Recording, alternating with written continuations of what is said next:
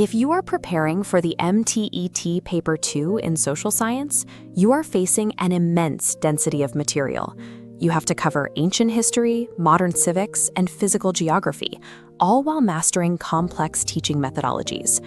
We are going to organize that entire syllabus today. We will transform this massive reading list into a practical working tool, a 4-step inquiry-based lesson plan, divided into 4 simple quadrants. This framework solves the core challenge of the exam. It seamlessly integrates the required subject matter, your history and geography themes, with the mandated pedagogical strategies, learning resources, and assessment tools. To get the most out of this, grab a blank piece of paper right now. Draw a line down the middle and another across the center. We are going to build this blueprint together, step by step. Step 1 goes in your top left quadrant, selecting your core theme.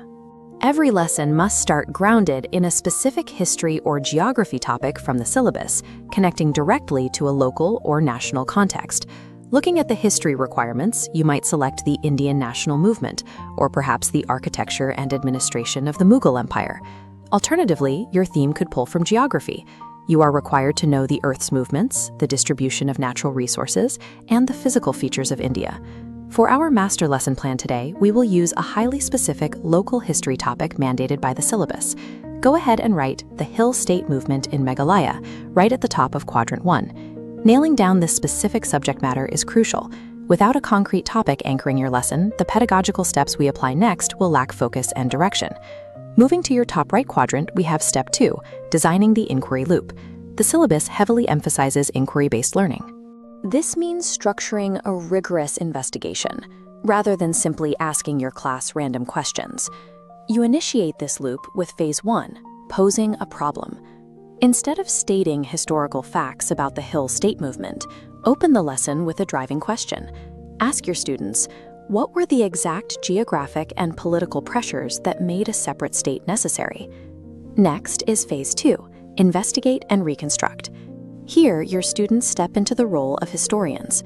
You will use a strategy called discovery learning, requiring them to parse through primary sources and piece together the historical narrative themselves. Be careful here. The most common mistake educators make is stepping in too early and handing the students the answers. You must let them struggle with the material. Finally, we reach Phase 3, Reflection. To synthesize what they have found, the syllabus mandates specific visual tools. We will use concept mapping. The student starts their map by connecting their initial driving problem, the demand for a hill state, to the raw historical evidence they uncovered. To complete the map, the student then traces those specific evidentiary findings to the final historical outcome, full statehood. By structuring the lesson this way, the cognitive load shifts entirely onto the learner. They are actively reconstructing the history, rather than passively receiving it. Now, move to your bottom left quadrant for Step 3, Sourcing the Investigation. The MTET explicitly requires you to utilize 3 distinct media types to support the learning process: print, non-print, and digital resources. For your print requirement, specify the exact materials. You will direct students to the official MBOS or NCERT social science textbooks for their foundational reading. Next is the non-print requirement. To satisfy the syllabi's call for experiential learning, assign oral histories. Have students interview community elders who remember the political climate of the statehood movement. Finally, to fulfill the digital pedagogy requirement, you can have students analyze digital archival maps, tracking how the physical borders of the region evolved over the decades. Stacking these 3 specific types of resources forces students to cross-reference their findings.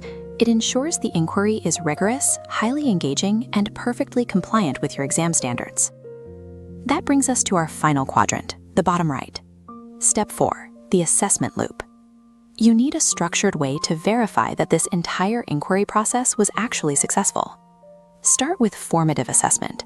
As the students are actively building their concept maps in class, you will walk the room, monitor their connections, and correct any historical misconceptions in real time. Then you deploy summative assessment. Assign a final, formal presentation where students must articulate their complete investigation of the Hill State Movement to the class. Lastly, you must adhere to a strict MTET standard, documentation. You have to clearly record and report these assessment outcomes so you can track the student's long-term understanding. This chart shows the complete cycle. Closing this continuous loop gives you the hard data required to prove your students have mastered the inquiry process. Take a look at the piece of paper you have been filling out. You now have a complete interconnected architecture. You established a core theme, ran it through 3 phases of inquiry, supported it with diverse learning resources, and evaluated it with a rigorous assessment loop. This specific structure perfectly demonstrates the exact interdisciplinary and reflective teaching standards that the MTET examiners are looking for. Now it is time to test your mastery. Draw a new 4-quadrant grid and apply this exact same framework to a geography topic. Try building a lesson plan for India's drainage systems.